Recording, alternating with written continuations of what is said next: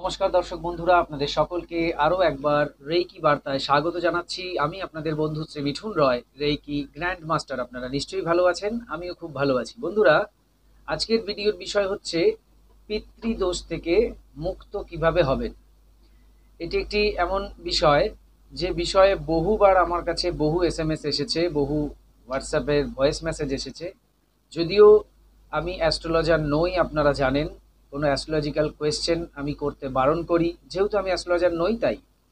কিন্তু এই বিষয়ের ওপরে আমার কাছে একটি ভালো টোটকা আছে বা টেকনিক আছে, অনেক দিন ধরেই রয়েছে। আমি এমনি হোয়াটসঅ্যাপে অনেককে শেয়ার করেছি এবং অনেক উপকার পেয়েছে।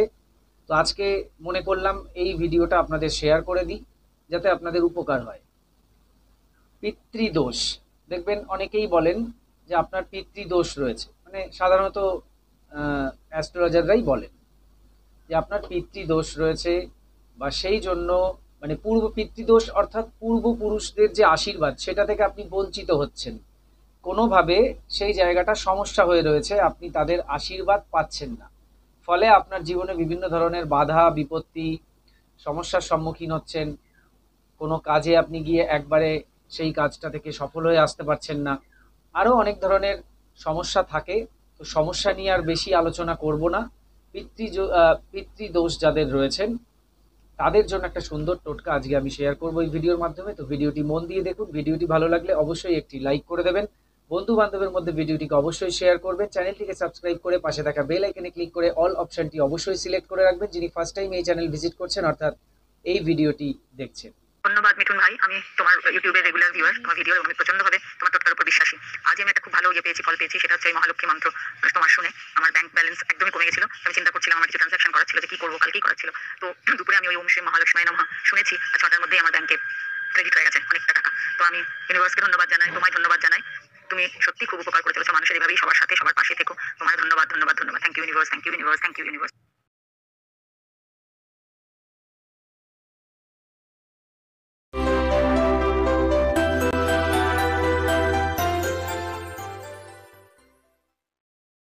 নমস্কার দর্শক বন্ধুরা, আপনাদের সকলকে আরও একবার রেইকি বার্তায় স্বাগত জানাচ্ছি। আমি আপনাদের বন্ধু শ্রী মিঠুন রয়, রেইকি গ্র্যান্ড মাস্টার। আপনারা নিশ্চয়ই ভালো আছেন, আমিও খুব ভালো আছি। বন্ধুরা, যেরকম বলছিলাম, পিতৃদোষ যাদের রয়েছে তারা কি করবেন, খুব সহজ সরল একটা কাজ। এর থেকে সহজ কোনো টেকনিক বা টোটকা হয় বলে আমার জানা নেই। জাস্ট আপনাদের পিতৃপুরুষের যে নামের যে তালিকা আছে, আপনার বাবার নাম অমুক, তার বাবার নাম অমুক, তার বাবার নাম অমুক, তার বাবার নাম অমুক, এই যে একটা বিষয়, এটা নিশ্চয়ই আপনি জানেন। তো সেই নামগুলি আগে ভালো করে আপনি মুখস্থ করে নিন বা লিখে নিন।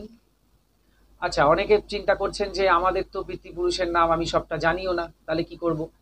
নাম যদি না জানেন তাহলে কোনো সমস্যা নেই, তাদের উদ্দেশ্যে করবেন যে আমার পূর্বপুরুষ যারা রয়েছে, পিতৃপুরুষ, আমি তাদের উদ্দেশ্যে এটা করছি। এইরকম একটা মনোভাবনার সঙ্গে আপনি করবেন, তাহলেও হবে। নাম জানতেই হবে এমন কোনো কথা নেই। যদি নাম জানেন তাহলে নাম আপনি বলবেন, এই হচ্ছে বিষয়। কি করবেন, আপনার বাড়িতে যে চাল রান্না হয় সেখান থেকে নিখুঁত একটা চাল নেবেন, একটা 1 পিস রাইস, চালের দানা। আপনার যে চালের পাত্র রয়েছে সেখান থেকে একটা চাল তুলবেন। সে আপনি সেদ্ধ চাল খেলে সেদ্ধ চাল, আতপ চাল খেলে আতপ চাল, গোবিন্দভোগ হলে গোবিন্দভোগ চাল, যা আপনি খান সেই চাল একটা তুলবেন। তুলে কি করবেন, নিয়ে ওই চালটা হাতে নিয়ে আপনি আপনার বাড়িতে ধরুন অ্যাকোয়াগার্ড রয়েছে জলের, বা জলের যে জায়গায় আপনার জল থাকে আর কি, যেখানে আপনার পানীয় জল থাকে, যে জল আপনি পান করেন সারাদিন, সেই জলের যে পাত্র, কুজো হলে কুজো মানে হাঁড়িতে জল রাখা, কলসিতে, যাদের বাড়িতে যেমন ব্যবস্থা আছে, অ্যাকোয়াগার্ড হলে অ্যাকোয়াগার্ড, যেখানে জল রয়েছে, যে জল সারাদিন আপনি এবং আপনার পরিবারের সবাই পান করেন, সেই জলের পাত্রের কাছে চলে যান ওই চালটা হাতে নিয়ে। নিয়ে আপনি কি করবেন, ওই চালটা বাঁ হাতের ওপর রাখুন, ডান হাত দিয়ে চাপা দিন, দিয়ে এরকম করুন, হাত জোরের মতো করুন, দেখবেন চালটা যেন পড়ে না যায়। এইবার হাত জোর করে ওই জলের পাত্রের সামনে দাঁড়িয়ে আপনি বলুন যে আমার সমস্ত পিতৃপুরুষ, তাদেরকে আমি প্রণাম জানাই, তাদেরকে আমি স্মরণ করছি, তাদেরকে আমি শ্রদ্ধা জানাই, ভক্তি জানাই, সম্মান জানাই, এবং তাদের কাছে আপনি প্রার্থনা করুন যে হে আমার পিতৃপুরুষগণ, আমি তোমাদেরকে প্রণাম জানাচ্ছি এবং আমি যদি কোনো ভুলভ্রান্তি কিছু করে থাকি তার জন্য আমায় ক্ষমা করো। তোমরা আমাকে আশীর্বাদ করো, আমার পরবর্তী যারা জেনারেশন রয়েছে তাদের প্রত্যেককে আশীর্বাদ করো। তোমাদের আশীর্বাদের ভীষণ প্রয়োজন আমার এবং আমার পরিবারের। সর্বদা আমাদের দিকে তোমাদের আশীর্বাদ প্রদান করো, যাতে আমরা সমস্ত কাজে সফল হই, ভালো থাকি, সুস্থ থাকি, সমৃদ্ধ থাকি এবং তোমাদেরকেও সবসময় আমরা মনে রাখতে পারি, স্মরণে রাখতে পারি। এইভাবে আপনি আপনার মতো করে একটু প্রে করে নিন। করে কি করবেন, ওই আবার হাতটাকে এরকম করুন, করে চালের দানাটা এভাবে হাতের তালুতে রেখেছিলেন তুলুন। তুলে নিয়ে আপনি চলে যান আপনার যে ঘরে শিবলিঙ্গ রয়েছে, যে শিবলিঙ্গতে আপনি জল অর্পণ করেন, দুধ অর্পণ করেন, আপনার বাড়িতে যে শিব ঠাকুর রয়েছে সেই শিবলিঙ্গের ওপরে ওটা চালের দানাটা আপনি অর্পণ করে দিন, দান মানে দিয়ে দিন। এইটুকুই কাজ। চালের দানা নিন, জলের পাত্রের সামনে যান, পিতৃপুরুষদের উদ্দেশ্যে প্রার্থনা জানান। নাম জানলে নাম ধরে প্রার্থনা করুন, নাম না জানলে পুরোপুরি তাদের উদ্দেশ্যে প্রার্থনা করুন। করার পর সেই চালটা নিয়ে গিয়ে শিবলিঙ্গের উপরে অর্পণ করে দিন। এই হচ্ছে কাজ, তিনটে কাজ। চালের দানা নিন, জলের কাছে গিয়ে তাদেরকে স্মরণ করুন এবং শিবলিঙ্গে অর্পণ করুন। এই তিনটে কাজ কতদিন করবেন? টানা 11 দিন করবেন বা টানা 21 দিন করবেন। কবে থেকে শুরু করবেন? সোমবার থেকে শুরু করতে পারেন, যেহেতু শিবলিঙ্গ জড়িয়ে রয়েছে এর সঙ্গে। কেউ হয়তো মনে করছেন যে আমার বাড়ি শিবলিঙ্গ নেই, তাহলে আমি কি করব? শিবলিঙ্গ যদি না থাকে তাহলে শিব ঠাকুরের যদি কোনো ছবি থাকে তো তার চরণে দিয়ে দিন। বুঝতে পেরেছেন? তো এই হচ্ছে বিষয়। এবার এটা নারী পুরুষ উভয়ই করতে পারেন।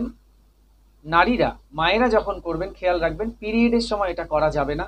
আর সবার জন্যই বলছি, অশৌচ চলাকালীন এটা করা যাবে না। তবে কাল অশৌচের মধ্যে রয়েছেন সেক্ষেত্রে করতে পারেন। টানা 21 দিন করবেন বা 11 দিন করবেন, করে এটা বন্ধ করে দিন। আপনার যা কাজ করার আপনি করে ফেললেন। আপনার দেখবেন পিতৃপুরুষের আশীর্বাদ আপনি এবার লাভ করতে শুরু করবেন এবং আপনি জীবনে সফল হবেন, এগিয়ে যাবেন। কর্ম তো থাকবেই, কর্ম তো আপনি করছেনই। কর্ম করার পরেও অনেক ধরনের সমস্যার মধ্যে পড়ছিলেন, সেইগুলো দেখবেন আস্তে আস্তে চলে যাবে। এক কথায় পিতৃপুরুষের আশীর্বাদ সর্বদা আমাদের প্রয়োজন।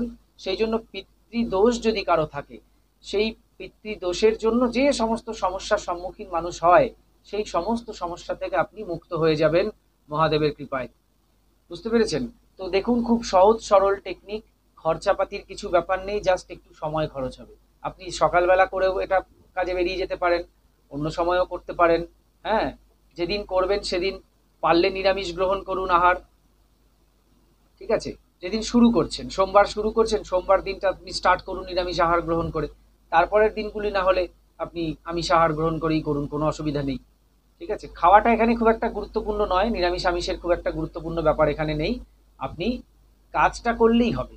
সকালবেলা ঘুম থেকে উঠে যদি করেন তাহলে তার আপনি কিছু খাই, মানে আপনার তো পেটে আর আমিষ টিনামিষ কিছু নেই, আপনি তো এমনি নর্মাল রয়েছেন, হয়তো চা বিস্কুট খেয়েছেন। ঠিক আছে? তো ওইভাবে আপনি এটা করুন, করে সকালে আপনি তারপর আপনার কাজকর্মে চলে যান, খাওয়া দাওয়া করুন, কোনো অসুবিধা নেই। বুঝতে পেরেছেন? দেখুন, খুব সহজ একটা টেকনিক। পিতৃদোষ যাদের রয়েছে একটু বাস্তুতে খেয়াল করে দেখবেন, তাদের ম্যাক্সিমাম বাড়িতে যাদের পিতৃদোষ রয়েছে তারা দেখবেন অজান্তে তাদের সাউথ ওয়েস্ট কর্নারটাকে ড্যামেজ করে রেখেছেন। সাউথ ওয়েস্ট কর্নার অর্থাৎ দক্ষিণ পশ্চিম যে কোণা, যাকে নৈরত কোণ বলা হয়, নৈরিত্র কোণ হিন্দিতে, বাংলায় নৈরত কোণ, সেই নৈরত কোণটা যেখানে মাস্টার বেডরুম বানানোর কথা বলা হয় বাস্তুর নিয়মে, ঠিক আছে, যেখানে বাস্তু পুরুষের চরণ থাকে, সেই জায়গাটা দেখবেন আপনারা ড্যামেজ করে রেখেছেন। হয়তো ওখানে বাথরুম করেছেন, কি রান্নাঘর করেছেন, কি অন্য কোনো খারাপ কাজ, মানে খারাপ কাজ অর্থাৎ বাস্তুর নিয়মের বাইরে যে কাজ, ওই জায়গাটা অ্যাকচুয়াল মজবুত রাখা উচিত, ভারী রাখা উচিত, সলিড রাখা উচিত। বুঝতে পেরেছেন? যেরকম ঈশান কোণ, ঠিক এর অপোজিট নর্থ ইস্ট যে কর্নার, যেখানে আমরা বলি ঠাকুরের জায়গা, যেখানে বাস্তুপুরুষের মস্তক থাকে, সেই জায়গা যেরকম আমরা বলি যে হালকা রাখবেন, ভারী করবেন না, ঠিক এই ওয়েস্ট আর সাউথের যে কোণা, সাউথ ওয়েস্ট যে কোণা, সেটাকে উল্টো বলা হয়, ভারী রাখবেন। সবসময় টাইট রাখবেন, মজবুত রাখবেন, ভারী রাখবেন। গর্ত করবেন না, খুঁড়বেন না। ওই জায়গাটায় ওরকম কোনো আন্ডারগ্রাউন্ড রিজার্ভার কি সেপটিক ট্যাঙ্ক কি বাথরুম কি ওখানে রান্নাঘর, এইসব কোনো কিছু ওখানে করা চলবে না। দেখবেন, হিসেব করে মিলিয়ে নেবেন, দেখবেন তারা ওই জায়গায় ওই ভুলগুলিই করেছেন, সে যেভাবে হোক, জেনে হোক বা অজান্তে হোক, ওই প্রবলেমগুলো ওখানে ক্রিয়েট করে বসে আছেন। অর্থাৎ আপনার সাউথ ওয়েস্ট কর্নার ড্যামেজ হয়ে রয়েছে, বাস্তু দোষ তৈরি করছে, অর্থাৎ আপনার পিতৃদোষ রয়েছে। ওখান থেকেই পিতৃদোষ আরো বেশি প্রবলভাবে তৈরি হয়ে যায়। মানে ওটা পিতৃপুরুষের কোণা আর কি। ওটা অনেক কিছু বলা হয়, রাক্ষসের কোণাও বলা হয়, পিতৃপুরুষের কোণাও বলা হয়। ওটা খুব বাস্তুতে একটা গুরুত্বপূর্ণ জায়গা। ওই জায়গাটা সবসময় বন্ধ রাখতে হবে, ব্লক রাখতে হবে, ঠিক আছে? আরো অনেক নিয়ম রয়েছে, এমনকি ওখানে যদি ঘর হয় ওই কর্নারে জানলাও বানানো উচিত নয়, দরজাও বানানো উচিত নয়। সেই জায়গা সেইগুলোকে সরিয়ে দেওয়া উচিত। বুঝতে পেরেছেন? সাউথের দিকে, সেন্টারের দিকে করিয়ে দেওয়া উচিত, বা ওয়েস্টের দিকে করিয়ে দেওয়া উচিত। যদি ব্লক রাখা যায় তাহলে ওই বাস্তুর ওই জায়গাটা খুব স্ট্রং একটা এনার্জি আমাদের দেয়। তো যাই হোক, সেগুলো যারা করেছেন ভুল, পারলে চেঞ্জ করে নেবেন, আমি এখানে আলোচনা করেই দিলাম। যাদের এই দোষ রয়েছে, পিতৃদোষ, তাহলে তারা এইটা করবেন, দেখবেন তাদের সেই সমস্যা কিন্তু চলে যাবে। এই হচ্ছে বিষয়। তো আশা করি বুঝতে পেরেছেন। তো এইভাবে করুন এবং এর যে উপকারিতা সেটা গ্রহণ করুন। সবাই খুব ভালো থাকুন, সুস্থ থাকুন। এই ছিল আজকের ভিডিও। রেইকি শিখতে স্ক্রিনে দেওয়া নাম্বারে হোয়াটসঅ্যাপ করুন, ভয়েস মেসেজ। এবং বর্তমানে প্রত্যেকটি ক্লাস অনলাইনে চলছে। আপনার বাড়িতে বসে আপনি যে কোনো ক্লাস বা কোর্স ইজিলি করতে পারেন। হোলি ফায়ার 3 রেইকি, যা বিশ্বের সবচাইতে শক্তিশালী রেইকি, যে রেইকি শিখলে আপনি আপনার জীবনের সমস্ত ধরনের সমস্যাকে সমাধান করতে পারেন। এই কোর্স শেখার জন্য, এছাড়া বিভিন্ন কোর্স আমি শেখাই, যে কোনো কোর্স শেখার জন্য যোগাযোগ করুন এবং শিখে নিন সেই কোর্স। সবাই খুব ভালো থাকুন, সুস্থ থাকুন, দেখতে থাকুন রেইকি বার্তা। এতক্ষণ ভিডিওটি দেখার জন্য, কথাগুলো শোনার জন্য আপনাদের অসংখ্য অসংখ্য ধন্যবাদ জানাই। আজকে আসছি, নমস্কার।